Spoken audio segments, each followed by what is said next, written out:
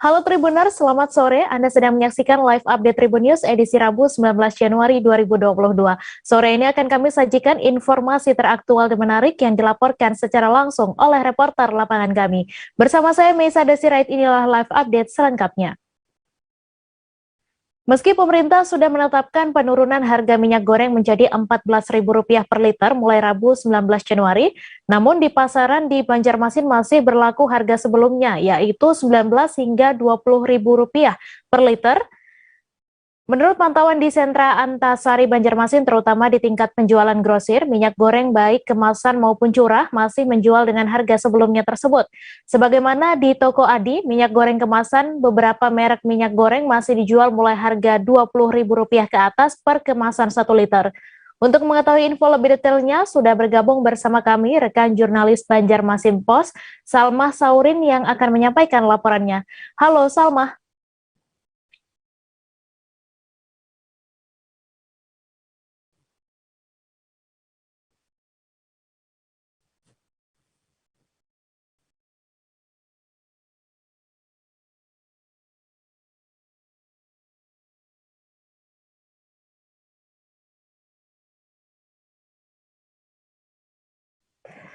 Selamat Halo sore Salma. Tribun News. Iya, selamat sore Tribun News. Iya, selamat sore. Silakan dengan informasi Anda, apa yang menjadi alasan pedagang ini masih belum menerapkan harga sesuai ketetapan pemerintah? Nah, berdasarkan pantauan di pasar tradisional maupun pasar modern dan wawancara dengan pedagang setempat, baik itu pedagang minyak goreng kemasan ataupun minyak goreng curah, untuk harga mereka tetap memberlakukan harga semula karena belum ada pedagang yang membandrol harga tersebut karena dari distributor juga belum ada memasukkan harga yang ditetapkan oleh pemerintah tersebut, Mbak. Oke, kemudian bagaimana komentar para agen maupun pedagang terhadap penetapan harga tersebut, Salma? Nah, mengenai komentar para pedagang bahwa kebijakan pemerintah dengan menurunkan harga 14.000 itu memang sudah diketahui oleh pedagang setempat, tapi mereka dengan memberlakukan harga tersebut masih menunggu adanya masukan dari distributor-distributor setempat. Mereka mengetahui adanya impor tersebut, tetapi barang yang mereka ketahui akan masuk dari distributor pada bulan ini. Tapi belum diketahui kapan tanggalnya. Kalau sudah barang itu ada, mereka akan jual sesuai harga yang ditetapkan oleh pemerintah. Begitu, Mbak. Ya, kemudian apakah saat ini ada perubahan tingkat permintaan minyak goreng baik kemasan maupun curah? Mengenai permintaan minyak goreng, menurut para pedagang itu masih terbilang normal sampai saat ini. Tapi para masyarakat pun, kata para pedagang setempat, mulai sudah bertanya-tanya terkait dengan harga tersebut. Nah, dan dengan adanya harga nanti ada penurunan, mereka secara otomatis juga akan menurunkan harga jual di tingkat agen atau di tingkat pengecer-pengecer, begitu. Kemudian bagaimana stok minyak goreng di pasaran Banjarmasin sendiri? Apakah kurang, cukup, atau malah berlebih? Terkait dengan stok yang ada di pasaran Sentra Antasari khususnya di Banjarmasin, minyak goreng khusus kemasan itu relatif sangat cukup sekali.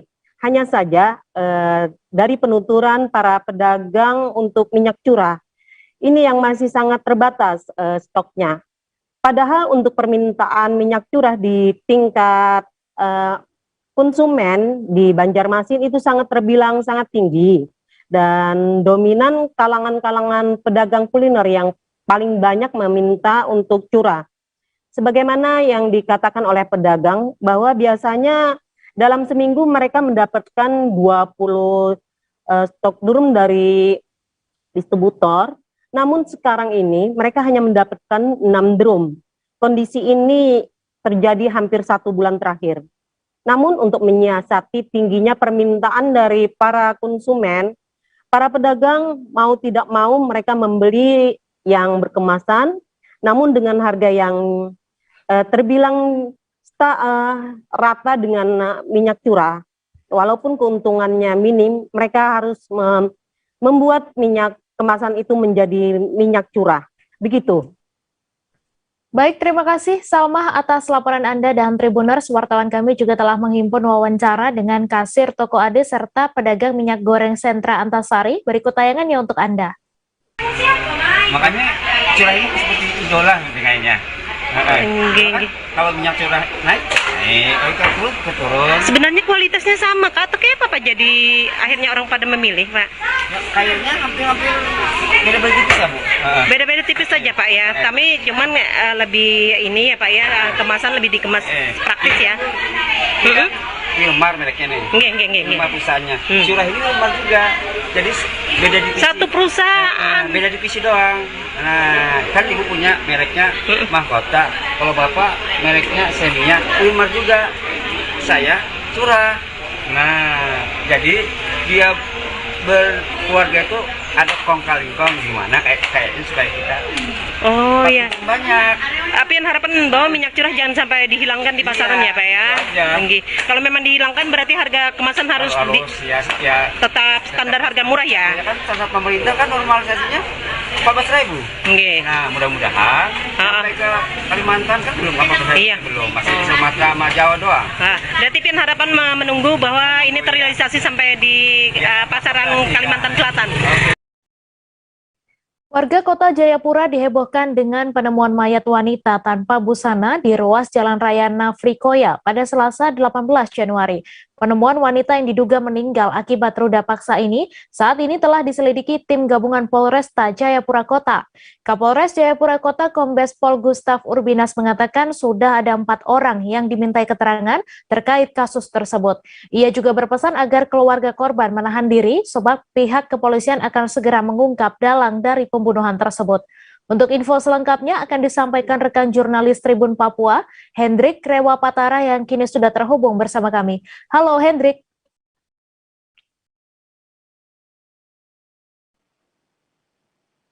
Ya, halo, selamat malam rekan dan juga Tribuners.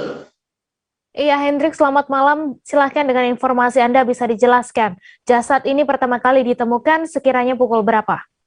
Oke, terima kasih rekan Mei. Dapat saya informasikan bahwa penemuan jasad wanita Parubaya ini di mana pada jam tepatnya pukul 7.30 waktu Indonesia Timur pada Selasa kemarin ya, di mana dari berdasarkan informasi yang saya peroleh dari Polsek Abepura, di mana jasad tersebut ditemukan oleh 2 orang saksi yakni akan pergi untuk mengambil kayu bakar, namun mereka berdua pada saat memasuki ke hutan kaget dan menemukan jasad wanita Parubaya yang tanpa busana, dan oleh sebab itu mereka langsung memberikan informasi untuk ke pihak polisi untuk terkait jasad yang ditemukan. Begitu rekan Mei. Ya, kemudian Hendrik, apakah ada tuntutan dari pihak keluarga korban sendiri? Ya rekan Mei, baru saja tadi saya mendapatkan informasi dari Polsek Abepura juga bahwa keluarga menuntut agar para pelaku yang nantinya membunuh wanita Parubaya ini bisa segera ditemukan dan bisa diproses sesuai hukum yang berlaku di negara Republik Indonesia. Begitu rekan Mei. Ya, kemudian Hendrik, apakah sudah ada update terbaru tentang perkembangan kasus ini? Ya, untuk updatean terbaru saya tadi dari Polsek Abepura hingga menuju ke Kasat Polresta Jayapura Kota. Namun saat ini saya belum mendapatkan updatean terbaru, tapi untuk sementara 4 saksi yang sudah diperiksa dan pastinya ke depan nanti akan ada informasi tambahan terkait penemuan jasad, karena pihak kepolisian sendiri sudah melakukan olah TKP dan nantinya ke depan pasti akan ada informasi tambahan terkait penemuan jasad wanita Parubaya. Demikian rekan Mei. Baik, terima kasih Hendrik atas laporan Anda. Selamat bertugas kembali. Kita beralih ke informasi selanjutnya, Tribuners. Gelap mata seorang pria di Kabupaten Konawe Selatan, Provinsi Sulawesi Tenggara bernama Jamaludin membunuh istrinya bernama Hasnawati. Jamaludin menikam istrinya menggunakan pisau dapur sebanyak 4 kali. Peristiwa itu terjadi di Desa Lamomea, Kecamatan Konda, Kabupaten Konsel Provinsi Sulawesi Tenggara pada Selasa 18 Januari pagi. Kepala Kepolisian Sektor atau Kapolsek Konda AKP Syafrudin mengatakan pemicu peristiwa nahas ini karena sang suami sakit hati. Untuk info selengkapnya akan disampaikan rekan jurnalis Tribun Sultra, Fadli Aksar yang kini sudah terhubung bersama kami. Halo Fadli. Ya, halo Mei, halo Tribunar. Iya, Fadli, silahkan dengan informasi Anda bisa dijelaskan bagaimana kronologi pembunuhan istri di Konawe Selatan ini.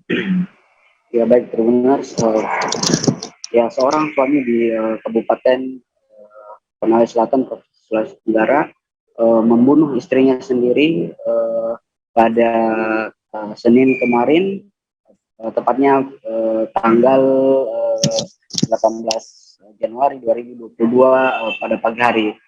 Peristiwa pembunuhan ini terjadi pada saat atau kakak ipar dari pelaku sendiri saat hendak menuju ke tempat sekolah.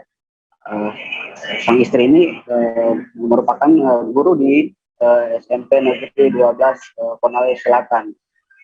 Saat di perjalanan, sang suami sendiri sudah merencanakan aksi pembunuhan tersebut sebenarnya terhadap kakak ipar atau kakak dari sang istrinya tersebut. Di jalan, ia melihat motor berboncengan dan mengejar motor tersebut sehingga diserempet hingga terjatuh. Sang kakak ipar sendiri lolos dari aksi upaya pembunuhan tersebut.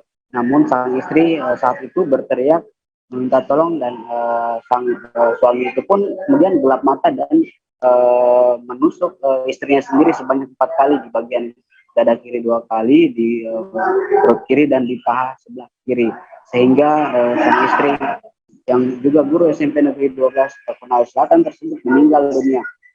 Begitu, Mei. Iya, kemudian apakah benar motif pembunuhan ini adalah lantaran sakit hati dan pelaku ini dijerat dengan pasal apa, Fadli? Ya, baik. Sang suami sendiri mengaku saat kami berhasil mewawancarai, motif dari pembunuhan ini sebenarnya sakit hati. Sebenarnya sakit hati kepada sang kakak ipar. Namun saat terjadi tadi peristiwa membunuh sang istri, dia sakit hati karena tak bisa berkomunikasi dengan sang istri kurang lebih selama 3 bulan. Namun saat dirinya hendak menjalin hubungan atau ingin hubungan keluarga ingin mau rukun, namun menurut korban atau menurut tersangka dihalang-halangi sang ipar. Akibatnya dia pun melampiaskan sakit hatinya kepada sang istri. Namun juga tersangka sendiri mengaku sakit hati karena sang istri hendak menceraikan dirinya. Begitu, Mei. Ya, baik. Terima kasih Fadli Aksar atas laporan Anda dalam Tribuners. Wartawan kami juga telah menghimpun wawancara dengan Kapolsek Konda. Berikut tayangan ya untuk Anda. Ya, karena sakit hati. Modusnya karena sakit hati, tidak ada komunikasi, terputus komunikasi. Diperkirakan istrinya mengajukan cerai kepada suaminya, sehingga suaminya merasa sakit hati, sehingga terjadi pembunuhan. Ini pasal 44 ayat 3 Junto pasal 338. Ancamannya 15 tahun penjara. Minyak subsidi Rp14.000 dari pemerintah akan datang 2 hari lagi di supermarket retail Tiara Dewata Denpasar. Untuk saat ini Tiara Dewata masih menjual minyak goreng kemasan dengan harga rata-rata di atas Rp20.000 per liternya. Manajer operasional Tiara Dewata, Novi Setio, mengatakan pihaknya sangat mendukung hadirnya minyak kemasan sederhana yang disubsidi oleh pemerintah pusat karena minyak goreng merupakan kebutuhan pokok. Untuk info selengkapnya akan disampaikan oleh rekan Sari Utami, wartawan Tribun Bali yang kini sudah terhubung bersama kami. Halo Sari. Halo Mei. Ya Sari, silahkan dengan informasi Anda bagaimana harga minyak goreng terkini di Bali. Ya baik, ketika saya melakukan survei tadi ke beberapa penjual minyak goreng, yang pertama itu ada supermarket yang ada di Denpasar, yakni Tiara Dewata. Di situ manajer operasionalnya Bapak Novi mengatakan bahwa minyak goreng yang pihaknya jual masih di atas harga rata-rata Rp20.000. Jadi masih harga normal, masih harga yang memang diberlakukan sebelumnya.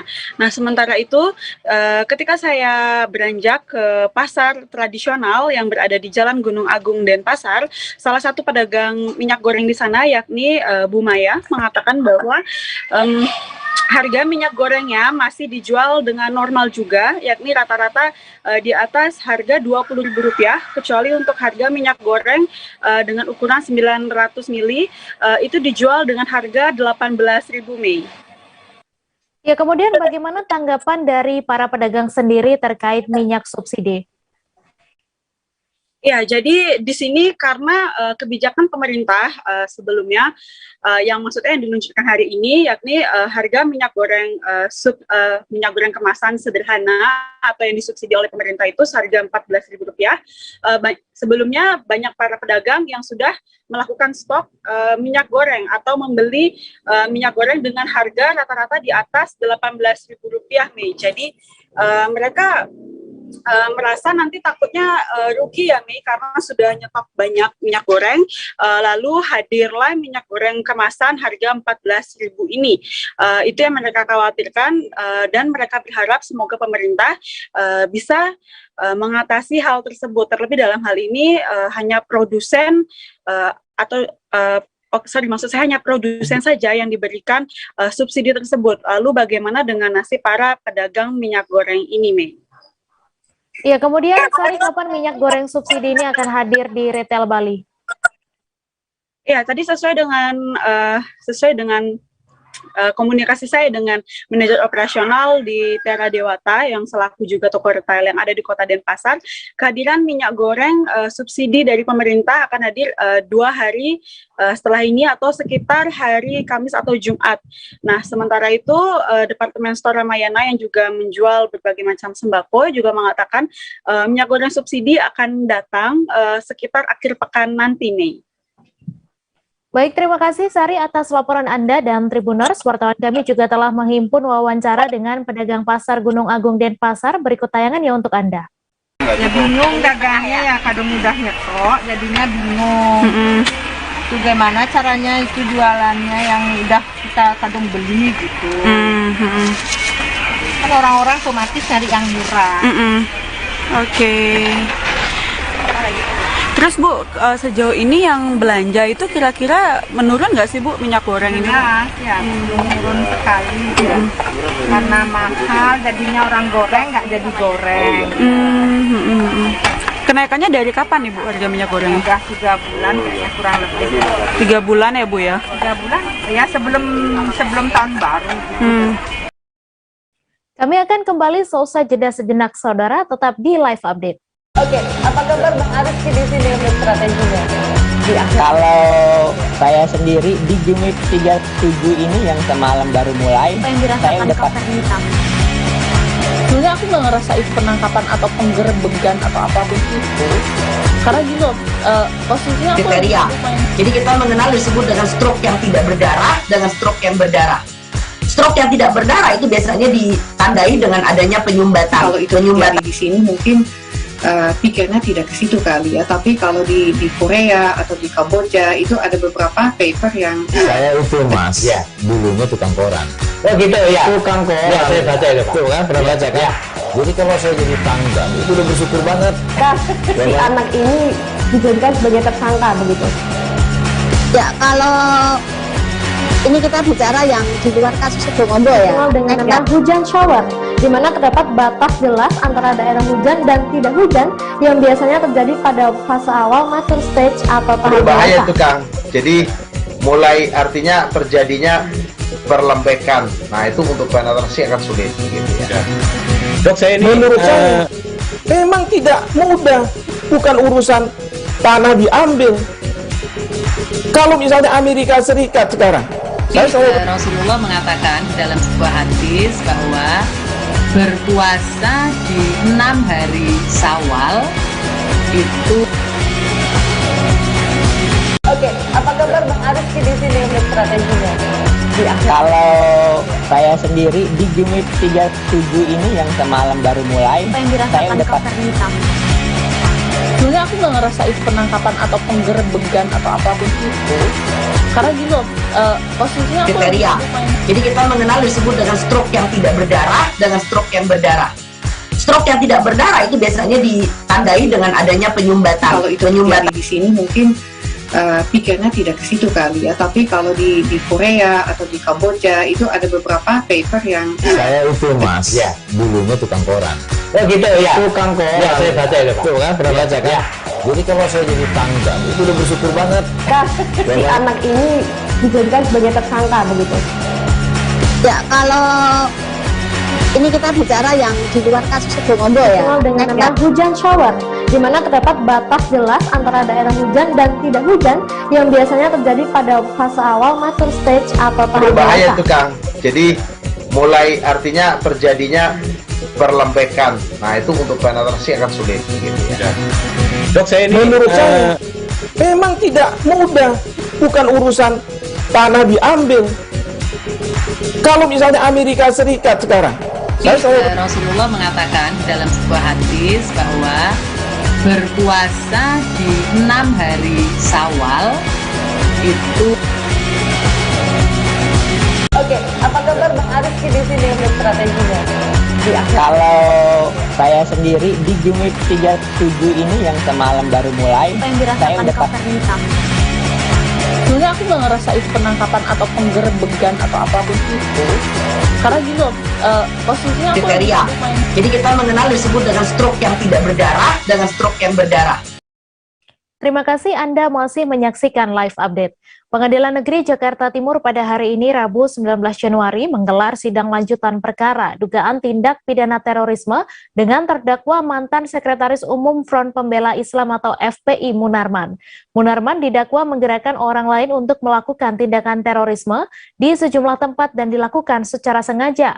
Jaksa menyebut ex kuasa hukum Rizik Syihab itu melakukan beragam upaya untuk menebar ancaman kekerasan yang diduga bertujuan menimbulkan teror secara luas. Untuk info selengkapnya akan disampaikan rekan jurnalis Tribun News, Danang Triatmojo yang kini sudah terhubung bersama kami. Halo Danang. Halo rekan Mei. Iya Danang, silakan dengan informasi Anda bisa dijelaskan apa agenda sidang pada hari ini.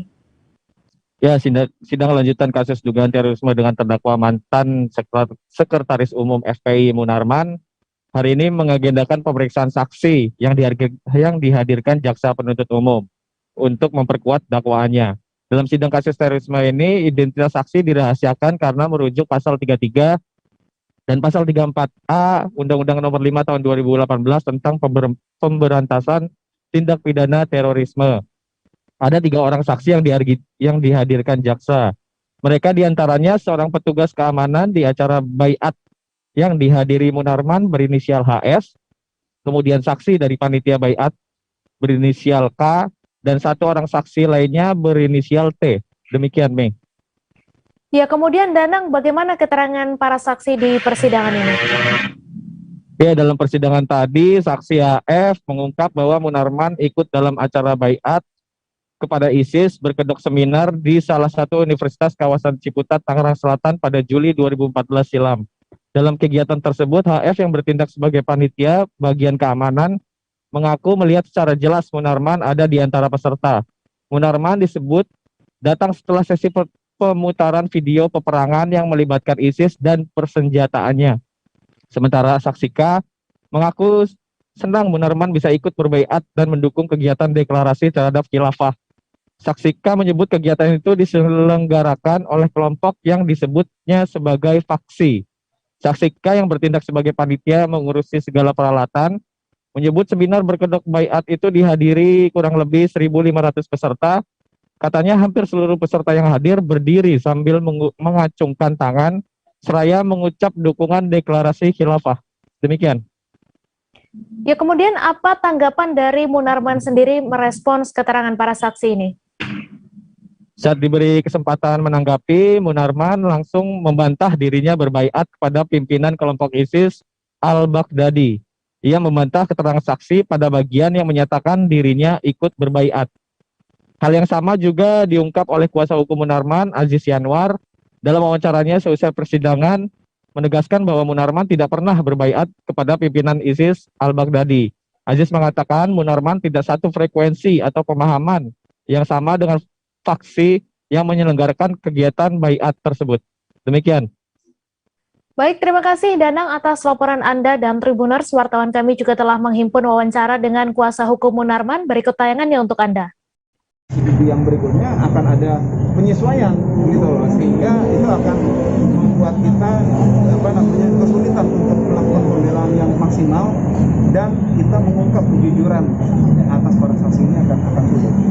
Berarti Bang Munarman tetap tidak melakukan bayat ya gitu ya Bang? Ya, sekarang kalau gini loh, tadi udah jelas konsekuensi bayat itu macam-macam. Dan Pak Munarman itu adalah, kita kenal adalah orang yang konsekuen. Kalau A, kalau B, seperti itu. Nanti kalau kita konsekuen misalnya untuk memperjuangkan sesuatu secara konstitusi, ya kita konsekuen. Nggak mungkin kalau misalnya ikut bayat, kan memperjuangkan dengan cara ikut Abu Bakar Al Baghdadi kan. Jadi sekarang faktanya kan enggak, setelah itu bahkan ada beberapa kesaksian, ya tadi sempat dengar kan, ada Sejumlah masyarakat yang peduli pada bahasa Sunda berkumpul di Perpustakaan Ajib Rosidi, Jalan Garut nomor 2, Kota Bandung pada Rabu 19 Januari untuk mengambil sikap terkait pernyataan yang viral dari salah seorang anggota DPR RI dari PDI Perjuangan, Arteria Dahlan, yang menyinggung masalah bahasa Sunda. Perwakilan dari masyarakat yang peduli bahasa Sunda, Cecep Burdiansyah, menyampaikan bahwa mereka merasa kecewa atas pernyataan Arteria Dahlan ini, yang mana ia merupakan seorang anggota DPR yang justru harusnya mendorong penggunaan bahasa daerah. Untuk detail informasinya akan disampaikan langsung oleh rekan jurnalis Tribun Jabar, Nandri Prilatama, yang kini sudah terhubung bersama kami. Halo Nandri. Halo Bang.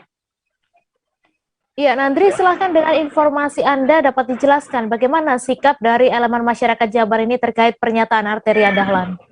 Oke, tadi sempat pada pukul 10 pagi sejumlah masyarakat dari elemen masyarakat peduli terhadap bahasa Sunda itu berkumpul di Perpustakaan Ajib Rosidi.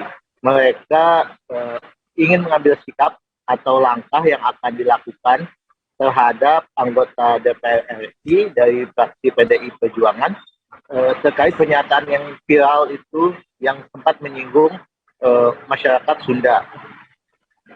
Begitu. Dan tadi juga berdasarkan keterangan dari perwakilan masyarakat Sunda, yaitu Cecep Burdiansyah, ada 3 hal yang dia tuntut terkait pernyataan Arteria Dahlan ini, yaitu yang pertama yaitu masyarakat Sunda menuntut DPP PDIP untuk menarik Arteria Dahlan sebagai anggota DPR atau di PAW-kan. Nah, kemudian alasan mereka menuntut terhadap PDIP itu ialah jika PDIP memikirkan masa depan di Jawa Barat, maka mereka harus mencopot Arteria itu secara mutlak. Dan kedua yang mereka tuntut itu mereka meminta Mahkamah Dewan untuk memeriksa motif dari pernyataan Arteria itu. Dan terakhir mereka akan mengkaji apakah ada unsur fitnah atau tidak. Jika memang tidak ada penggunaan bahasa Sunda oleh Kajati saat rapat, maka jelas Arteria itu mengganggu atau menimbulkan kegaduhan, sehingga mereka akan berinisiatif melaporkan Arteria ke Polda Metro. Gitu, Mei. Ya, kemudian apa langkah selanjutnya yang dilakukan elemen masyarakat Jabar ini? Untuk langkah selanjutnya, yaitu mereka akan mengarahkan kembali lebih luas masyarakat Sunda, dan tentunya seperti yang tadi diungkapkan Pak Cecep, itu akan jika memang terbukti itu ada unsur fitnah, itu akan melaporkan ke Polda Metro. Gitu. Dan tadi juga sempat di beberapa titik di Kota Bandung ada spanduk-spanduk atau poster yang sudah bertuliskan terkait Arteria Dahlan, seperti di salah satu di Taman Sari itu ada kata-kata yang menyebut Arteria Dahlan adalah musuh orang Sunda. Itu salah satu dari poster yang bertebaran di Jawa Barat, di Kota Bandung. Ya, kemudian Nandri, bagaimana tanggapan dari budayawan atau tokoh Jawa Barat sendiri terkait permasalahan ini? Oke. Tadi ada budayawan yang sempat diwawancara, yaitu Budi Dalton.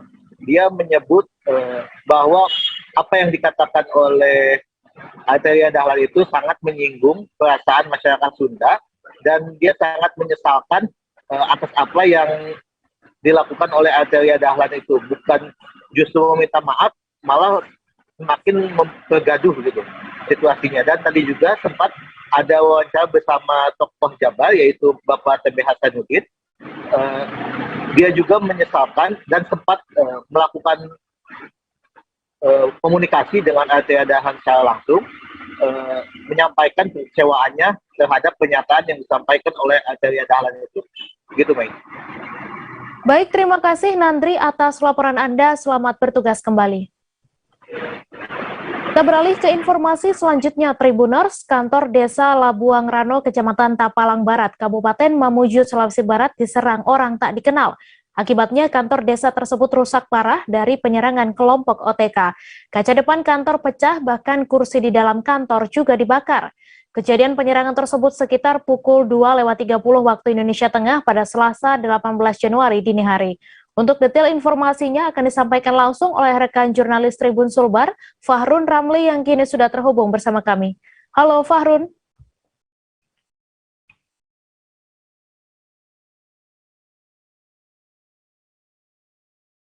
Halo Fahrun. Ya Fahrun, silahkan dengan informasi Anda dapat dijelaskan bagaimana kronologi penyerangan tersebut.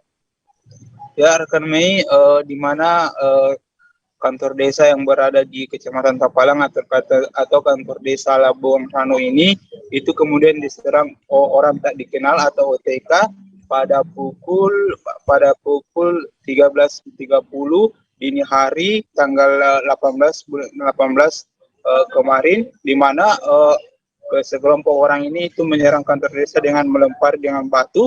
Bahkan ruang kantor tersebut dibakar oleh OTK, di mana ada 7 kursi yang dibakar dan plafon rumah juga, plafon kantor juga ikut mengalami kerusakan parah akibat penyerangan tersebut. Seperti itu rekan. Ya, kemudian apa tanggapan dari pihak Polresta Mamuju sendiri terkait hal ini? Setelah pasca penyerangan ini, kepolisian Resort Kota Polresta Mamuju itu langsung mendatangi lokasi, kemudian menyelidiki kasus penyerangan tersebut, di mana Polresta Mamuju dugaan sementara bahwa penyerangan kantor desa ini itu imbas dari pemilihan kepala desa atau pilkades serentak 22 Desember 2021 lalu di Kabupaten Mamuju, Sulawesi Barat. Di mana saat ini kasusnya masih didalami, di mana beberapa warga dari desa Labuang Rano ini itu kemudian dipanggil menghadap ke Polresta Mamuju untuk dimintai keterangan mengenai kronologi penyerangan kantor desa tersebut. Seperti itu rekan Mei. Ya, kemudian selain tanggapan dari Polresta Mamuju, lalu bagaimana tanggapan dari Pemberdayaan Masyarakat dan Desa atau PMD Mamuju? Ya, Tribuners, dapat saya laporkan juga bahwa Dinas Pemberdayaan Masyarakat dan Desa PMD Mamuju itu mengakui bahwa ada beberapa sebagian kelompok warga khususnya di Desa Labuang Rano ini itu kemudian kecewa terhadap penetapan pemilihan kepala desa kemarin lalu melakukan perbuatan atau melakukan penyerangan kantor desa, pengerusakan. Namun pihak PMD saat ini masih mendalami apakah betul-betul dilakukan oleh sekelompok massa yang pendukung dari salah satu kades kemarin, karena laporan dari perusakan kantor desa ini itu belum masuk dalam di Dinas Pemberdayaan Masyarakat Desa Mamuju. Namun dia mengungkapkan bahwa ini imbas dari pemilihan kepala desa serentak pada 22 Desember 2021 lalu. Seperti itu rekan Mei. Baik, terima kasih Fahrun Ramli atas laporan Anda. Selamat bertugas kembali. Kita beralih ke informasi selanjutnya, Tribuners. Sejumlah pengungsi Afghanistan kembali menggelar aksi unjuk rasa di depan perumahan Royal Grande Batam Center. Aksi unjuk rasa kali ini pengungsi menggunakan satu lajur Jalan Raja Haji Fisabilillah Batam Center. Berdasarkan pantauan, arus kendaraan yang berasal dari Simpang Gelail menuju Bundaran Madani terlihat macet. Untuk detail informasinya akan disampaikan langsung oleh rekan jurnalis Tribun Batam, Romauli Sianturi yang kini sudah terhubung bersama kami. Halo Roma. Halo rekan Mei. Iya Roma, silahkan dengan informasi Anda, sudah berapa kali aksi ini dilakukan di depan perumahan ini? Baik, terima kasih rekan Mei. Aksi unjuk rasa yang dilakukan oleh pengungsi Afghanistan bukan pertama kalinya lagi, melainkan sudah dilakukan berkali-kali. Sebelumnya mereka juga sering menggelar aksi di depan kantor DPR di Kota Batam dan Wali Kota Batam, namun untuk di depan perumahan Royal Grande yang Batam Center ini mereka sudah menggelar aksi ketiga kalinya rekan Mei.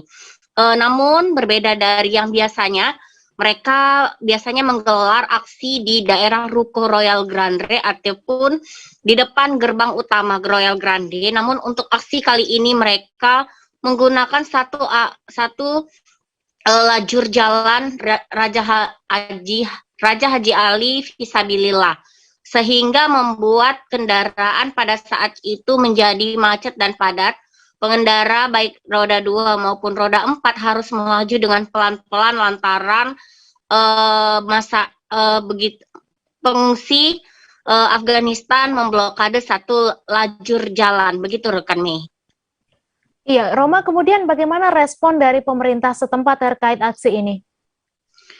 Baik rekan Mei, terima kasih. Aksi unjuk rasa pengungsi Afghanistan ini ternyata memang mendapat respon dari pemerintah Provinsi Kepri, di mana sebelumnya pemerintah Provinsi Kepri sudah pernah membahas hal ini bersama UNHCR.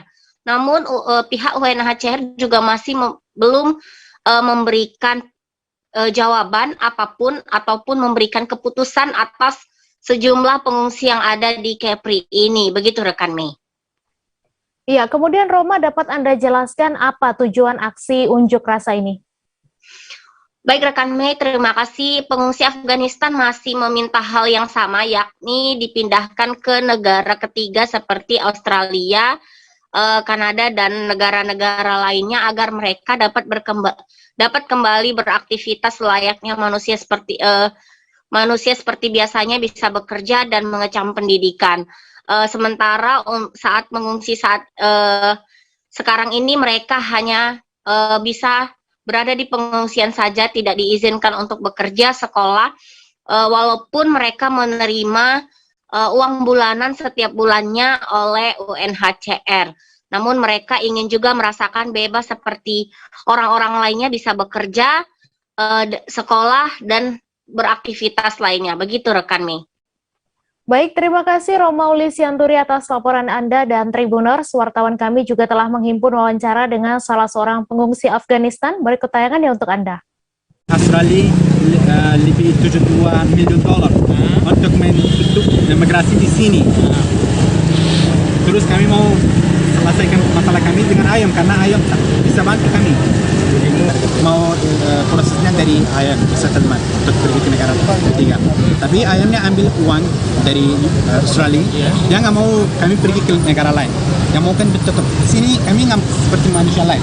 Kami nggak bisa kerja, kami nggak bisa beli rumah, kami nggak bisa naik mobil atau beli mobil, naik motor, nggak bisa.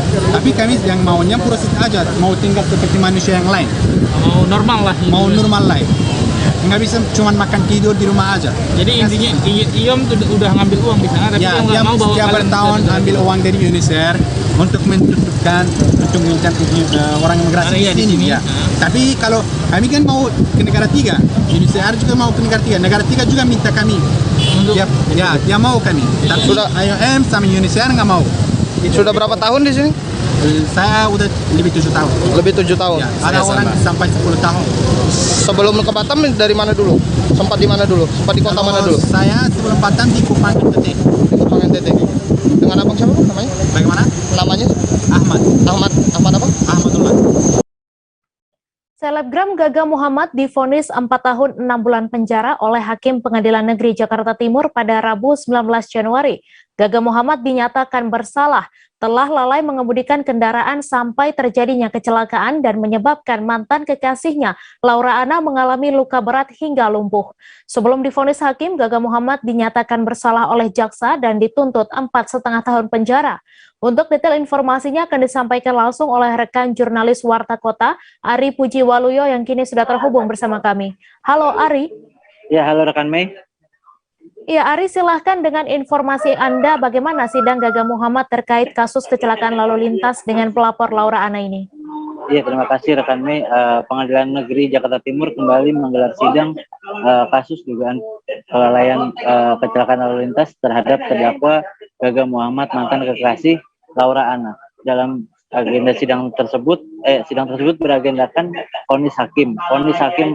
Ketua Majelis Hakim Pengadilan Negeri Jakarta Timur yaitu Lingga Setiawan memvonis Gaga Muhammad dengan hukuman penjara 4,5 tahun dengan denda Rp 10 juta.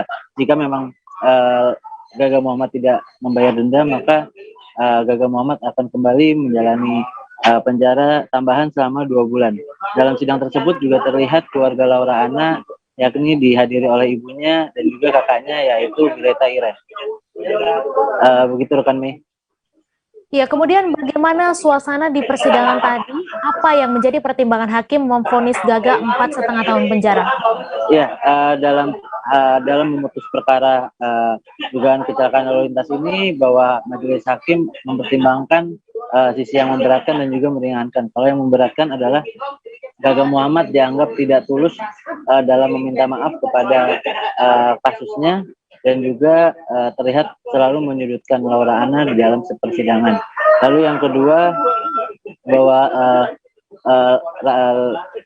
Gaga Muhammad juga sudah salah mengemudikan kendaraannya, diawali dengan mabuk, di mana Gaga Muhammad dan Laura Anna sebelumnya pergi ke tempat ke sebuah resto atau bar di kawasan SCBD Jakarta Selatan. Nah, dalam keberadaannya di sana, mereka minum minuman beralkohol, dan juga setelah jalan pulang sekitar pukul 4 pagi, Gaga Muhammad mengaku mengantuk. Diduga hal tersebut karena dipicu dari minuman beralkohol ini. Ya, kemudian bagaimana respon dari Gaga dan keluarganya serta keluarga mendiang Laura Anna sendiri terkait vonis 4,5 tahun penjara ini?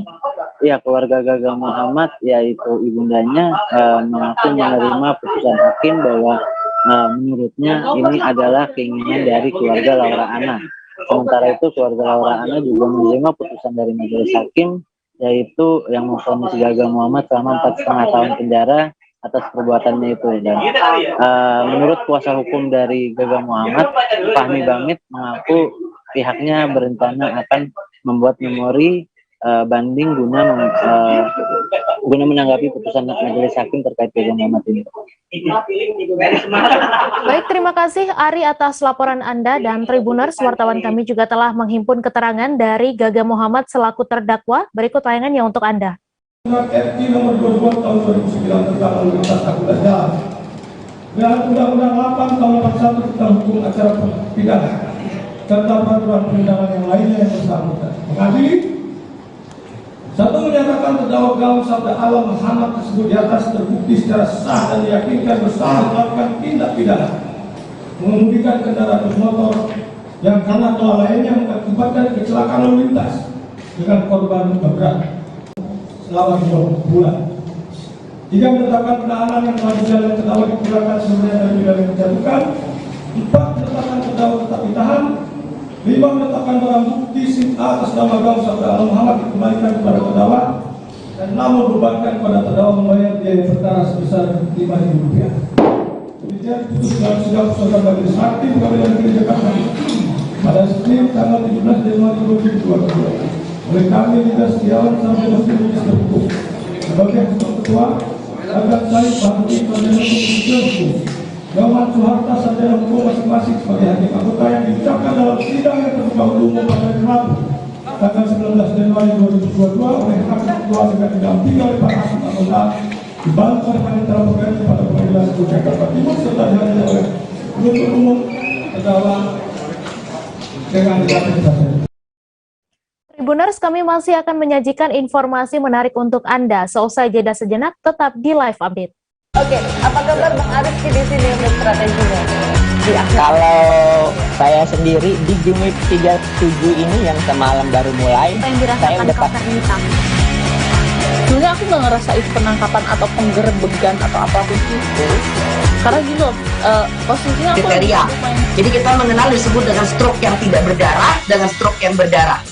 Stroke yang tidak berdarah itu biasanya ditandai dengan adanya penyumbatan. Kalau itu penyumbatan di sini mungkin pikirnya tidak ke situ kali ya, tapi kalau di Korea atau di Kamboja itu ada beberapa paper yang saya itu mas, ya dulunya tukang koran. Oh gitu ya, tukang koran. Ya saya baca itu pak. Tuh kan pernah baca kan? Ya. Jadi kalau saya jadi pangdam itu udah bersyukur banget. Si anak ini dijadikan sebagai tersangka begitu. Ya kalau ini kita bicara yang di luar kasus Situbondo ya, dengan nama hujan shower, di mana terdapat batas jelas antara daerah hujan dan tidak hujan yang biasanya terjadi pada fase awal mature stage atau tahap berbahaya dewasa. itu Kang. Jadi mulai artinya terjadinya perlembekan. Nah itu untuk penetrasi akan sulit gitu ya. Dok saya ini menurut saya memang tidak mudah, bukan urusan tanah diambil. Kalau misalnya Amerika Serikat sekarang, Rasulullah mengatakan dalam sebuah hadis bahwa berpuasa di 6 hari Syawal itu. Oke, apa kabar Bang Arief di sini untuk strateginya? Kalau saya sendiri di Jumip 37 ini yang semalam baru mulai, saya udah pasti. Sebenarnya aku nggak ngerasa itu penangkapan atau penggerebegan atau apapun itu, karena gini loh, posisinya aku kriteria. Jadi kita mengenal disebut dengan stroke yang tidak berdarah dengan stroke yang berdarah. Stroke yang tidak berdarah itu biasanya ditandai dengan adanya penyumbatan. Kalau itu terjadi di sini mungkin pikirnya tidak ke situ kali ya, tapi kalau di Korea atau di Kamboja itu ada beberapa paper yang saya itu mas, ya dulunya tukang koran. Oh gitu ya, tukang koran. Ya saya baca itu pak. Tuh kan pernah baca kan? Ya. Jadi kalau saya jadi pangdam itu udah bersyukur banget. Si anak ini dijadikan sebagai tersangka begitu. Ya kalau ini kita bicara yang di luar kasus Situbondo ya, dengan nama hujan shower, di mana terdapat batas jelas antara daerah hujan dan tidak hujan yang biasanya terjadi pada fase awal mature stage atau tahap berbahaya dewasa. itu Kang. Jadi mulai artinya terjadinya perlembekan. Nah itu untuk penetrasi akan sulit gitu ya. Dok saya ini menurut saya memang tidak mudah, bukan urusan tanah diambil. Kalau misalnya Amerika Serikat sekarang, Rasulullah mengatakan dalam sebuah hadis bahwa berpuasa di 6 hari Syawal itu. Oke, apa kabar Bang Arief di sini untuk strateginya? Kalau saya sendiri di Jumip 37 ini yang semalam baru mulai, saya udah pasti. Sebenarnya aku nggak ngerasa itu penangkapan atau penggerebegan atau apapun itu, karena gini loh, posisinya aku kriteria. Jadi kita mengenal disebut dengan stroke yang tidak berdarah dengan stroke yang berdarah. Stroke yang tidak berdarah itu biasanya ditandai dengan adanya penyumbatan. Kalau itu terjadi di sini mungkin pikirnya tidak ke situ kali ya, tapi kalau di Korea atau di Kamboja itu ada beberapa paper yang saya itu mas, ya dulunya tukang koran. Oh gitu ya, tukang koran. Ya saya baca itu pak. Tuh kan pernah baca kan? Ya. Jadi kalau saya jadi pangdam itu udah bersyukur banget. Si anak ini dijadikan sebagai tersangka begitu. Ya kalau ini kita bicara yang di luar kasus Situbondo ya, dengan nama hujan shower, di mana terdapat batas jelas antara daerah hujan dan tidak hujan yang biasanya terjadi pada fase awal mature stage atau tahap berbahaya dewasa. itu Kang. Jadi mulai artinya terjadinya perlembekan. Nah itu untuk penetrasi akan sulit gitu ya. Dok saya ini menurut saya memang tidak mudah, bukan urusan tanah diambil. Kalau misalnya Amerika Serikat sekarang, Rasulullah mengatakan dalam sebuah hadis bahwa berpuasa di 6 hari Syawal itu. Oke, apa kabar Bang Arief di sini untuk strateginya? Kalau saya sendiri di Jumip 37 ini yang semalam baru mulai, saya udah pasti. Sebenarnya aku nggak ngerasa itu penangkapan atau penggerebegan atau apapun itu, karena gini loh, posisinya aku kriteria. Jadi kita mengenal disebut dengan stroke yang tidak berdarah dengan stroke yang berdarah. Stroke yang tidak berdarah itu biasanya ditandai dengan adanya penyumbatan. Kalau itu terjadi di sini mungkin pikirnya tidak ke situ kali ya, tapi kalau di Korea atau di Kamboja itu ada beberapa paper yang saya itu mas, ya dulunya tukang koran. Oh gitu ya, tukang koran. Ya saya baca itu pak. Tuh kan pernah baca kan? Ya. Jadi kalau saya jadi pangdam itu udah bersyukur banget. Si anak ini dijadikan sebagai tersangka begitu. Ya, kalau ini kita bicara yang di luar kasus Situbondo ya. Dengan nama hujan shower, di mana terdapat batas jelas antara daerah hujan dan tidak hujan yang biasanya terjadi pada fase awal mature stage atau tahap Berbahaya dewasa. itu Kang. Jadi mulai artinya terjadinya perlembekan. Nah itu untuk penetrasi akan sulit gitu ya. Dok, saya ini menurut saya memang tidak mudah, bukan urusan tanah diambil. Kalau misalnya Amerika Serikat sekarang, Rasulullah mengatakan dalam sebuah hadis bahwa berpuasa di 6 hari Syawal itu. Oke, apa kabar Bang Arif di sini untuk strateginya? Kalau saya sendiri di Jumit 37 ini yang semalam baru mulai, saya udah Terima kasih Anda masih menyaksikan live update. 3 orang pemuda berinisial IM, FMM, dan MF diamankan oleh Satreskrim Polresta Bogor Kota dan unit PPA Polresta Bogor Kota. Ketiganya dilaporkan telah melakukan tindak pidana kekerasan terhadap anak di bawah umur berinisial NA yang masih duduk di bangku SMP. Kasatreskrim Polresta Bogor Kota Kompol Doni Erwanto menjelaskan, Polresta Bogor Kota menerima pengaduan dari masyarakat terkait dengan adanya perbuatan cabul kepada siswi SMP oleh beberapa orang yang dilakukan secara bergantian. Untuk detail informasinya akan disampaikan langsung oleh rekan jurnalis Tribun Bogor, Lingga Arfian yang kini sudah terhubung bersama kami. Halo Lingga. Iya, Mei. Ya, Lingga, silahkan dengan informasi Anda bagaimana perkembangan penanganan kasus pencabulan terhadap gadis di bawah umur ini. Ya, Mei dan rekan-rekan Tribuner, seperti diketahui beberapa waktu lalu, seorang anak berusia 15 tahun yang masih duduk di bangku pelajar SMP menjadi korban aksi pencabulan dari 3 orang pemuda di Kota Bogor.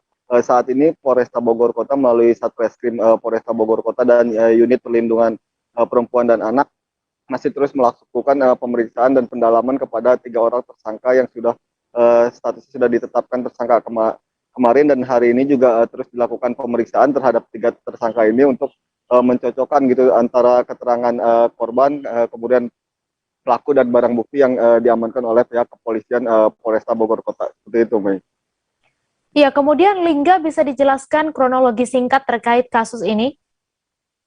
Ya, Mei, kasus ini terkuak ketika adanya seorang anak SMP pelajar di Kota Bogor yang berusia 15 tahun tersebut melaporkan kejadian itu. Yang kemudian dilaporkan kembali oleh masyarakat kepada pihak kepolisian, yang dalam waktu singkat polisi berhasil mengamankan 3 orang pelaku yang memang awalnya kronologis dari kejadian ini bermula dari adanya pesta miras dari para pelaku ini, yang kemudian salah satu pelaku menjemput temannya yang kemudian langsung menjemput korban dan dibawa ke rumah kosong. Di sana kemudian terjadi aksi pencabulan yang dilakukan oleh para pelaku ini. Seperti itu, Mei. Ya, kemudian tadi disebutkan korban dan pelaku ini terpengaruh minuman keras. Apakah itu menjadi modus para pelaku ini melakukan aksi kejahatannya? Ya, Mei, benar sekali. Meskipun para pelaku ini mengaku bahwa korban menginginkan sendiri meminum minuman keras tersebut, namun para pelaku ini memanfaatkan ketidaksadaran dari korban, ataupun ketika korban terpengaruh minuman beralkohol tersebut, para pelaku ini kemudian melakukan aksi pencabulannya di tengah suasana yang sepi di sebuah rumah kosong di kawasan Tanah Sereal. Selain itu juga motif dari pelaku ini juga mereka melakukan perkenalan melalui media sosial, sehingga antara korban dan pelaku awalnya tidak kenal, kemudian bertemu, dan saat bertemu itu mereka melakukan minuman keras, dan saat terpengaruh minuman keras pelaku ini langsung memanfaatkan situasi tersebut untuk melakukan aksi cabulnya. Seperti itu. Ya, kemudian terkait peredaran minuman keras yang banyak berdampak negatif di Kota Bogor ini, lalu adakah respon dari pemerintah Kota Bogor sendiri, Lingga?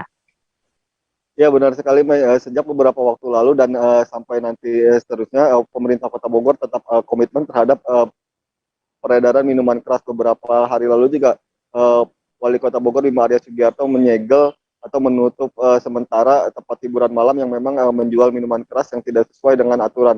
Nah, untuk ke depan pihaknya juga masih terus akan melakukan razia ataupun inspeksi mendadak di tempat-tempat penjualan miras di lokasi di Kota Bogor, terutama penjualan yang ilegal yang berada di warung-warung pinggir jalan seperti itu. Baik, terima kasih Lingga atas laporan Anda, dan Tribuners, wartawan kami juga telah menghimpun wawancara dengan Kasat Reskrim Polresta Bogor Kota. Berikut tayangannya untuk Anda. Asusila, mahasiswa. Ya, pada kesempatan pagi hari ini kita sampaikan kepada masyarakat Kota Bogor bahwasanya Satlantas Polresta Bogor telah menerima pengaduan dari ataupun laporan dari masyarakat terkait dengan adanya salah satu siswi SMP yang ada perbuatan cabul oleh 3 orang yang dilakukan secara bergantian. Di mana kejadian ini terjadi pada tanggal 6 Januari 2022. Kemudian dilaporkan di Polresta Bogor jadi tanggal 10 Januari. Dengan adanya tim yang sudah kita bentuk untuk menindaklanjuti terkait dengan kekerasan terhadap anak ataupun tindak pidana terhadap anak, pasti akan menjadi atensi kita, sehingga pada tanggal 10 langsung kita melakukan penuntutan oleh tim Satreskrim ataupun tim PPA, sehingga 3 orang tersangka ini dapat kita amankan dan juga kita tahan sampai dengan saat ini di Polres Bogor Kota. Motifnya sendiri apa nih? Kalau motif sendiri dari sebenarnya ada salah satu korban dengan tersangka ini kenal, kemudian sempat diajak ke salah satu kotanya karena di sana itu ada pengaruh lingkungan dekat, kemudian mungkin korban dan juga tersangka ini sudah saling kenal, sehingga karena korban merasa tidak sadarkan diri dan tidak sadar secara utuh, makanya tersangka melakukan perbuatan cabul kepada korban. Tiga-tiganya mahasiswa ada? Untuk sampai dengan saat ini proses penyidikan mengidentifikasi bahwasanya 2 orang mahasiswa, 1 orang pekerja wira swasta. Barang bukti yang diamankan? Untuk barang bukti yang diamankan, 1 hasil visum, kemudian pakaian yang digunakan oleh korban sendiri pada saat kejadian. Oke, terima kasih. 1 orang tersangka anggota sindikat pencurian kabel tanah milik Telkom di sejumlah kawasan Jawa Timur yang ditangkap Polda Jatim terpaksa diberi tindakan tegas pada Selasa 11 Januari dini hari. Tersangka yang ditembak polisi dan dinyatakan meninggal dunia di Rumah Sakit Bayangkara Surabaya itu berinisial YS, 22 tahun, warga negara Batin Wayangkanan, Lampung. YS menjadi 1 di antara 7 orang anggota sindikat tersebut. Untuk kabar selengkapnya akan disampaikan rekan wartawan Tribun Jatim, Luhur Pambudi, yang kini sudah terhubung bersama kami. Halo Luhur.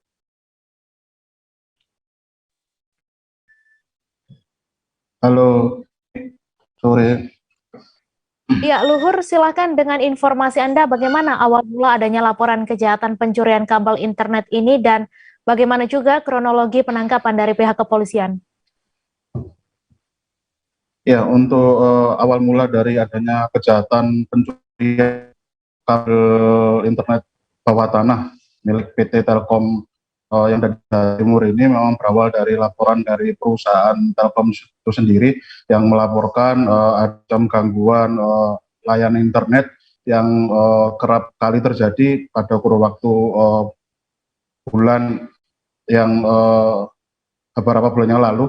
Dan memang pihak PT Telkom merasakan ada semacam gangguan internet, layanan internet terhadap masyarakat, yang kemudian setelah dilakukan internal untuk mengidentifikasi gangguan tersebut, ternyata didapati hasil analisis tim teknis beberapa komponen hardware kabel yang ada di dalam tanah itu ternyata dicuri atau hilang dicuri oleh orang yang tidak bertanggung jawab. Kemudian dari pihak PT Telkom berusaha melaporkan temuan itu ke pihak Polda Jatim dan ditangani oleh pihak Jatantras di Treskrim Polda Jatim, dan berdasarkan beberapa informasi menandakan penyelidikan, akhirnya pihak Jatantras Polda Jatim mendapati aktivitas mencurigakan pada Selasa pekan lalu ya. Jadi memang pihak Jatantras bersama yang diakomodir oleh Unit 3 melakukan aktivitas pengintaian dan terhadap para pelaku yang menjalankan aksinya di kawasan Sidoarjo, di kawasan Kecamatan Waru ya, dan akhirnya dilakukan penangkapan di sana, dan didapati ada 7 orang tersangka yang melakukan aksinya, yang melakukan aktivitas penggalian, pemotongan di sejumlah terminal kabel Telkom yang ada di bawah tanah, dan ketika melakukan mekanisme penangkapan, ternyata didapati suatu bentuk perlawanan dari satu orang pelaku yang berinisial YS ya, warga Lampung itu. Jadi YS tersebut sebagaimana disampaikan tadi mendapat tindakan tegas terukur dari kepolisian karena bisa melawan dengan menabrakkan mobil kendarainya itu sekesan aksi itu ke arah petugas yang hendak melakukan penyergapan. Ketika petugas berusaha untuk melakukan gertakan dengan mengarahkan tembakan ke atas udara pun YS tetap berusaha untuk melakukan perlawanan dengan cara menabrakkan mobil yang dikendarainya itu ke arah petugas. Nantinya petugas melakukan tindakan tegas terhadap si YS. YS dinyatakan meninggal dunia ketika dibawa ke Rumah Sakit Bayangkara Surabaya. Semacam itu, Mas. Iya, kemudian berapa orang tersangka yang ditangkap dan bagaimana peran masing-masingnya?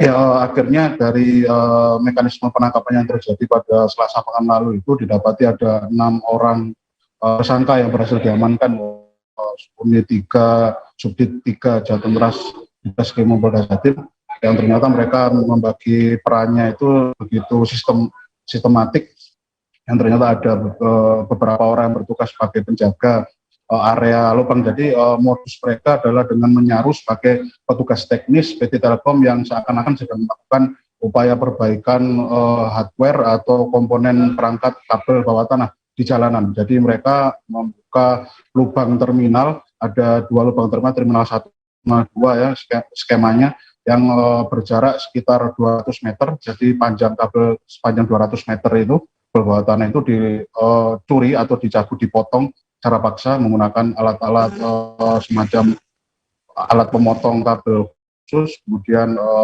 alat senjata tajam juga, kemudian lakukan mekanisme penarikan yang ternyata mereka menggunakan kendaraan truk. Jadi mereka juga menggunakan 2 truk untuk melakukan mekanisme penarikan kabel bawah tanah itu, kabel internet itu dari dalam tanah, dipotong dengan jarak 200 meter itu ditarik paksa dengan menggunakan truk. Kemudian setelah berhasil ditarik, melakukan pemotongan di tempat itu juga, dan diangkut menggunakan truk itu. Dan 6 pelaku itu semacam membagi tugasnya untuk melaksanakan atau mengeksekusi aktivitas pencurian kabel tersebut. Jadi ada 2 yang melakukan pengamanan, 2 orang beberapa tersangka lainnya melakukan pemotongan, dan ada juga yang standby di dalam mobil untuk melakukan pengawasan, dan ada juga yang khusus untuk semacam mengangkut itu ke atas truk ketika potongan-potongan kabel itu sudah siap atau ready untuk dikemas, semacam itu. Iya, kemudian berapa lama sindikat ini beraksi dan bagaimana cara pelaku ini menjual gulungan tembaganya? Oke, berdasarkan informasi yang kami dalami kepada pihak Kasubdit 3 Jatimras ya, AKBP Lintar, jadi memang informasi yang dihimpun oleh mereka yang dilakukan oleh mereka, ternyata komplotan ini sudah beraksi kurun waktu setahun. Mekanisme penjualannya gulungan kabel Telkom ini ternyata mereka komplotan ini memiliki semacam penada yang berada di luar Jawa Timur, penada khusus untuk menerima tembaga gulungan kabel yang hasil curian dari beberapa daerah yang mereka tuju atau menjadi tempat untuk melakukan eksekusi pencurian yang ada di kawasan Jawa Timur. Dan untuk harga 200 meter kabel atau tembaga kabel internet yang berhasil mereka curi itu, ternyata informasi yang diperoleh dari para tersangka bisa dihargai sekitar 200 juta untuk 200 meter tembaga yang ukuran itu berasal dari terminal 1 hingga ke patokan terminal 2, semacam itu. Ya, kemudian bagaimana tindak lanjut penanganan hukum atas kasus ini? Ya, untuk tindak lanjut kemarin juga dari pihak penyidik Subdit 3 Jatimras juga tetap akan melakukan pengembangan ya terhadap kasus ini, karena diketahui memang berdasarkan dari profil dari para tersangka, mereka ini adalah pelaku tindak kejahatan pencurian yang bersifat antar daerah, bahkan antar provinsi. Bahkan temuan dari pihak kepolisian ini ada upaya terdeteksi keberadaan anggota komplotan ini yang berada di kawasan Jawa Tengah. Dia Polda Jatim masih berusaha untuk melakukan pengejaran terhadap tersangka lainnya yang mungkin menjadi anggota dari komplotan ini untuk dilakukan pengungkapan kasus yang bersifat mendasar sampai ke akar. Semacam itu, Mei. Baik, terima kasih Luhur Pambudi atas laporan Anda dan Tribuners. Wartawan kami juga telah menghimpun wawancara dengan Kabid Humas Polda Jatim. Berikut tayangannya untuk Anda. Jadi dari hasil analisa tim penyidik, kelompok ini adalah kelompok Lampung. Ya. Adapun mekanisme yang mereka lakukan adalah melakukan pemotongan kabel bawah tanah dari terminal 1 sampai dengan terminal 2. Artinya lubang 1 dengan lubang kedua. Itu dilakukan pemotongan, kemudian ditarik dengan truk. Sehingga kabel yang jaraknya hampir yang sekitar hampir 200 meter itu ditarik dengan truk. Ya, ditarik dengan truk. Kemudian dipindahkan ke dalam truk. Nah, pada saat teman-teman dari Jatantras melakukan upaya penangkapan, ini mendapat perlawanan dengan cara melakukan dari kelompok, salah satu kelompok yang menggunakan kendaraan itu menabrakkan beberapa kali mobil petugas.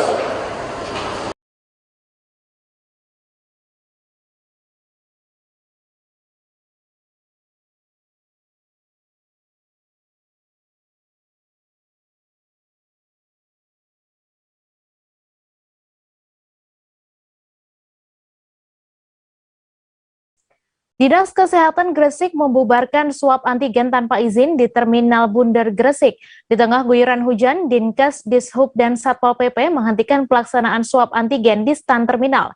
Ratusan calon pekerja masih terlihat berada di depan stan swab yang digelar PT Arsat Sumber Daya Mandiri dan Klinik Gajah Mada yang berasal dari Mojosari, Mojokerto. Para calon pekerja mayoritas berasal dari luar Gresik, seperti di Sidoarjo, Lamongan, dan Mojokerto. Untuk info selengkapnya akan disampaikan rekan Willy Abraham, wartawan Surya yang kini sudah terhubung bersama kami. Halo Willy. Halo Mei. Ya Willy, silahkan dengan informasi Anda dapat dijelaskan bagaimana pelaksanaan swab antigen di terminal tersebut. Ya, pelaksanaan swab antigen tanpa izin digelar di salah satu stan di terminal dari Kabupaten Gresik ini memang didatangi ratusan calon pekerja yang mana mereka merupakan para tenaga kerja dikoordinir oleh PT Arsat Sumber Daya Mandiri untuk disalurkan ke perusahaan pabrik mie instan yang ada di Gresik. Mereka melakukan swab antigen, namun pelaksanaan swab antigen itu tidak di klinik, tidak di puskesmas atau di fasilitas layanan kesehatan, melainkan di sebuah stan kosong yang mana itu adalah stan yang tidak layak untuk dilakukan swab antigen karena di wilayah terminal kebanyakan stan adalah diisi oleh warung kopi, kemudian penjualan tiket.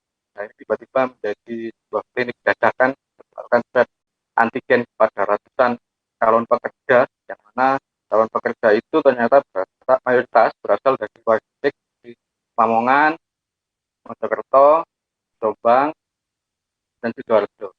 Nah, pelaksanaan ini sendiri menimbulkan kerumunan karena lokasi standnya itu cukup kecil dan hanya ada 2 petugas kesehatan, yang mana itu 2 petugas itu mengaku berasal dari Klinik Gajah Mada yang ada di wilayah Mojosari, Mojokerto.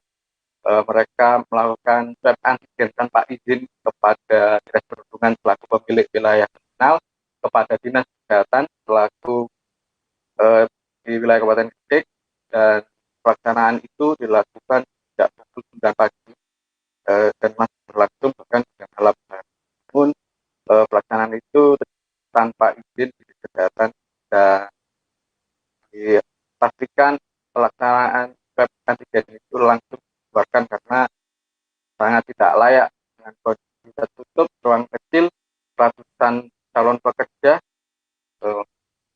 berkerumun di lokasi. Itu, Mei. Ya, kemudian Willy, seperti apa latar belakang perusahaan penyedia jasa tenaga kerja tersebut?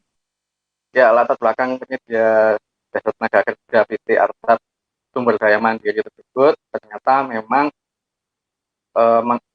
tidak berasal dari Gresik.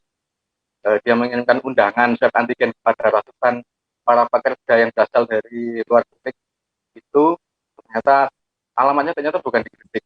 Saat ditelusuri di Kecamatan Duagung, alamat itu tidak ada dan tidak ada kantor di lokasi tersebut. Kemudian PT tersebut juga tidak tercantum di online video submission yang ada di Pemkab Gresik. Kemudian di pihak Dinas Tenaga Kerja juga mengecek dari 44 jasa penyaluran tenaga kerja di Kabupaten Gresik yang tercatat nama PT Arsat Sumber Daya Mandiri juga tidak ada. Nah, kemungkinan pelaksanaan swab antigen kemudian penyaluran tenaga kerja di mie instan di Gresik terindikasi penipuan tenaga kerja. Di sisi lain, Dinas Kesehatan swab antigen yang digelar di terminal itu juga sudah dibubarkan. Tidak boleh lagi ada pelaksanaan swab antigen karena tanpa izin dan juga pelaksanaannya di ruang tertutup. Berdasarkan informasi yang berhasil didapatkan, total ada 697 calon pekerja yang rencananya akan disalurkan ke perusahaan mie instan yang ada di Gresik pada hari Jumat besok, sehingga pelaksanaan swab antigennya dilakukan sebelum hari Jumat karena 2 kali 24 jam hasil swab test dicantumkan kepada para pekerja. Tetapi tidak ada yang bisa memastikan bahwa perusahaan tersebut ada di Kabupaten Gresik dan tenaga kerja juga tidak ada. Dan kesehatan juga tidak dapat melakukan swab antigen. Sedangkan para calon pekerja yang jumlahnya 697 orang itu ternyata harus membayar uang untuk masuk di perusahaan sebesar 1,500 per orang. Kemudian swab antigen per orang harus membayar 150.000. Jika dikalikan 697 orang, total ada 1,3 miliar rupiah didapat oleh PT Arsat Sumber Daya Mandiri. Padahal PT tersebut tidak tercatat sama sekali tenaga kerja maupun Dinas Kesehatan dan pelaksanaan swab antigen maupun juga jasa penyaluran tenaga kerjanya.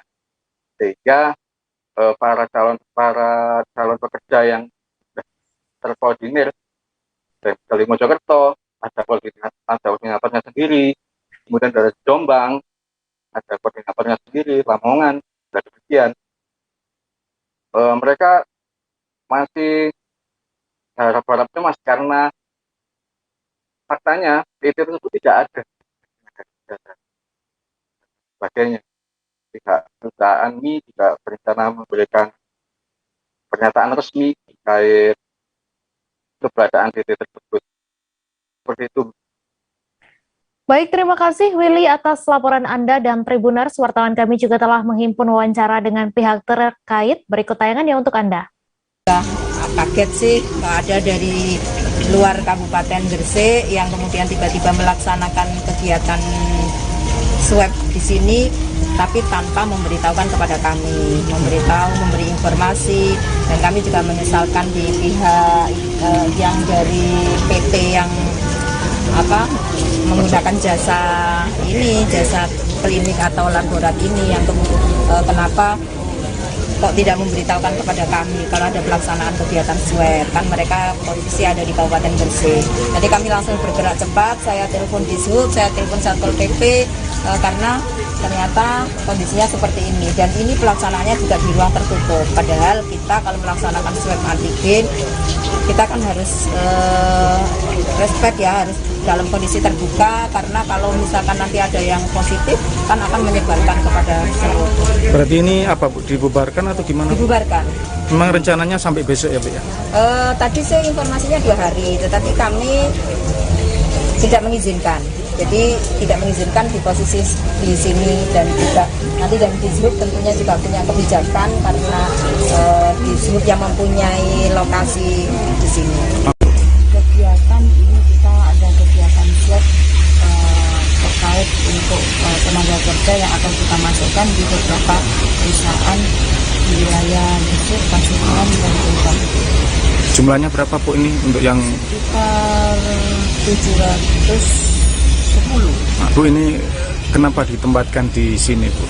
Kalau boleh tahu Bu. Karena rekanan klinik kita di Mojokerto, sedangkan anak-anak itu yang domisili Lamongan dan sekitarnya, Gresik dan sekitarnya itu keberatan untuk ke sana.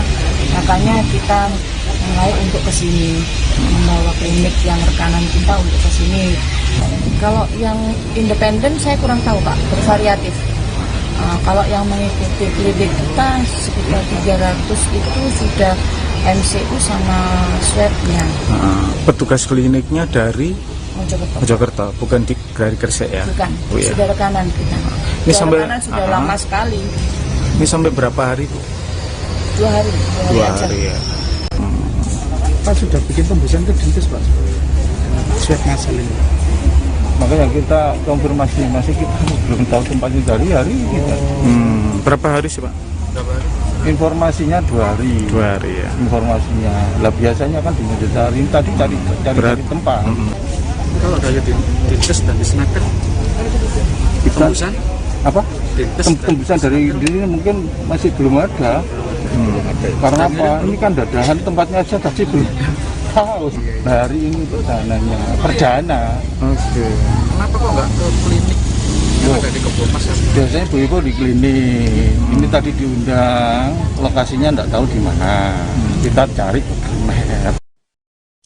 Polres Dumai berhasil menggagalkan penyelundupan orang atau human trafficking yang akan menjadi pekerja migran Indonesia atau TKI ilegal ke Malaysia. Dalam pengungkapan kasus human trafficking ini, 3 orang sindikat berhasil diamankan.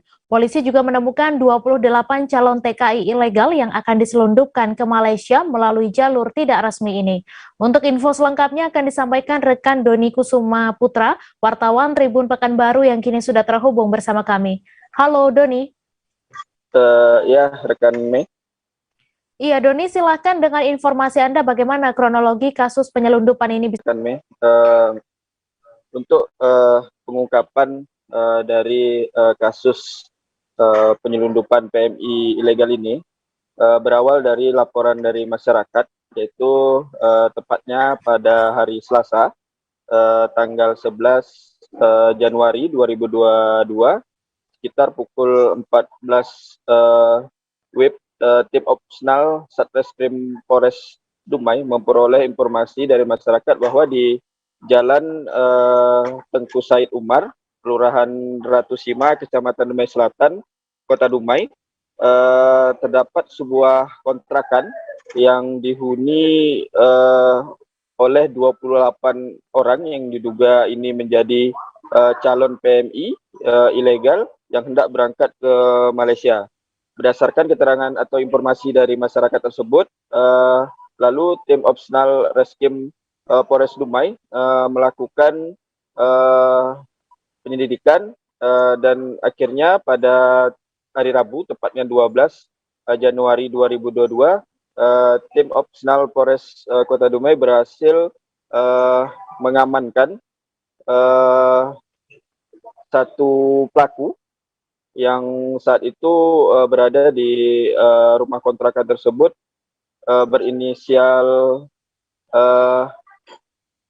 ZU bersama dengan 28 calon PMI ilegal ini, rekan Mei. Dan juga setelah dilakukan, setelah berhasil mengamankan ZU dan juga 28 calon PMI ilegal ini, Polres Kota Dumai juga melakukan pengembangan, dan di hari yang sama, yaitu pada Rabu tanggal 12 Januari 2022, tim opsional juga berhasil mengamankan 2 pelaku lainnya yang berada di Kota Pekanbaru, yakni SI dan SU.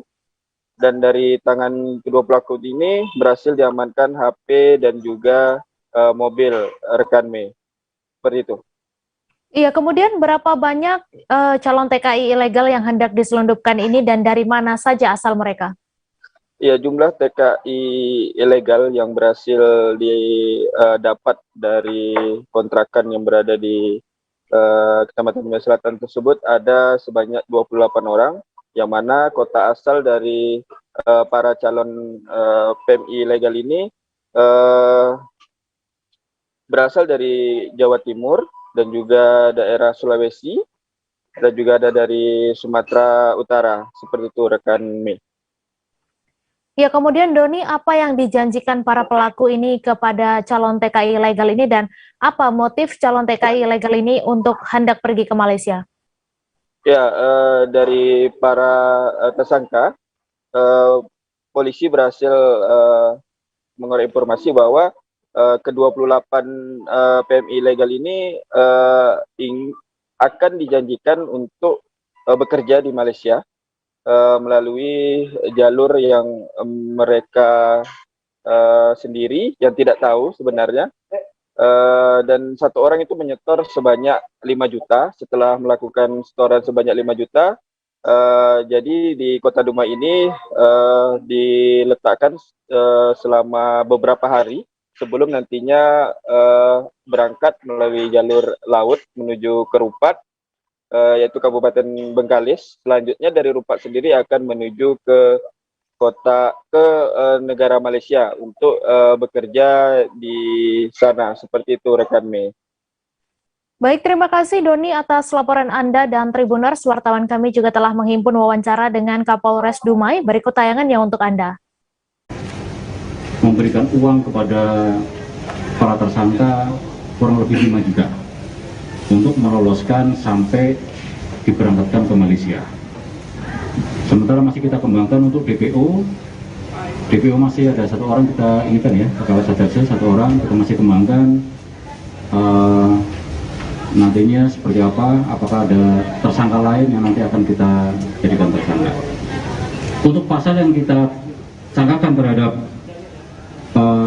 para tersangka ini adalah dengan Undang-Undang Nomor 18 Tahun 2017, Pasal 81 dan Pasal 83, yang ancaman hukumannya adalah kurungan 10 tahun atau denda 15 miliar. Jajaran Polres Sorong Polda Papua Barat terus melakukan razia terhadap pengendara yang belum melaksanakan vaksin di jalanan Kabupaten Sorong, Papua Barat.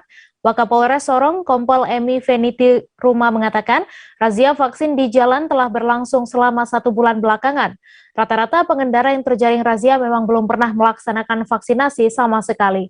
Untuk info selengkapnya akan disampaikan oleh rekan Safwan Ashari, wartawan Tribun Papua Barat yang sudah terhubung bersama kami. Halo Safwan. Halo, selamat malam Mei. Ya, selamat malam Safwan. Silakan dengan informasi Anda bagaimana pelaksanaan razia vaksin yang digelar oleh Polres Sorong ini.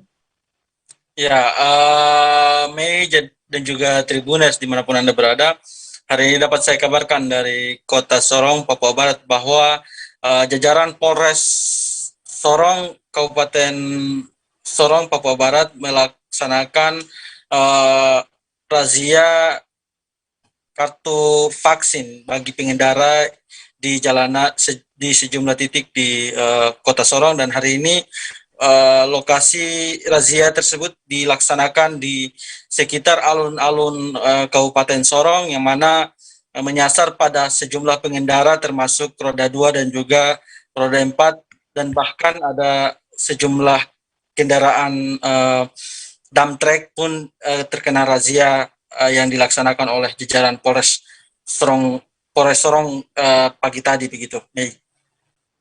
Iya, kemudian rata-rata pengendara yang terjaring di razia ini dari daerah mana saja, Safwan? Iya, berdasarkan keterangan yang kami peroleh dari Polres, mereka menjelaskan bahwa pengendara yang terkena razia hari ini yaitu pengendara yang dari arah kota Sorong menuju ke Kabupaten Sorong, dan ada sejumlah pengendara juga yang dari Kabupaten Sorong Selatan menuju ke Kota Sorong terjaring razia, dan naasnya pada saat razia mereka belum sempat mengikuti vaksinasi tahap pertama begitu. Ya, kemudian melihat hal ini, apakah ada himbauan dari pihak kepolisian terhadap para pengendara, Safwan? Ya, tentu ada himbauan dari jajaran Polres Sorong, yang mana mereka menghimbau agar masyarakat yang belum sempat ataupun yang sudah vaksin dosis pertama harusnya segera pergi ke loket-loket vaksin untuk mengikuti vaksinasi, sebab razia yang akan dilaksanakan oleh jajaran Polres ini akan terus dilaksanakan sehingga tidak menutup kemungkinan akan terjaring lebih banyak lagi pengendara yang belum divaksin begitu.